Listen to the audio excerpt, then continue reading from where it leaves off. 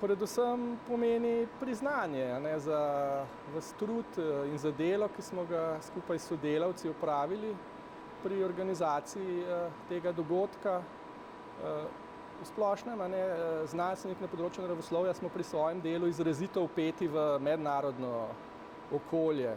In vsaj jaz tako menim, organizacija takšnih dogodkov doma v Sloveniji je ena priložnost, da področje svojega dela, pa tudi ustanove, na primer, na katerih delujemo, pa tudi na splošno znanost kot tako predstavimo tudi širši javnosti, tudi laični, ki jo to zelo zanima.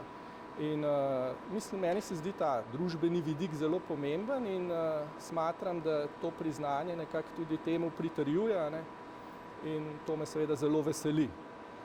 Tako da, hkrati pa kot vsako priznanje seveda pomeni tudi eno spodbudo za nadaljnje delo, tako da bomo vlagali trude in napore, da bi take dogodke seveda gostili tudi v prihodnje.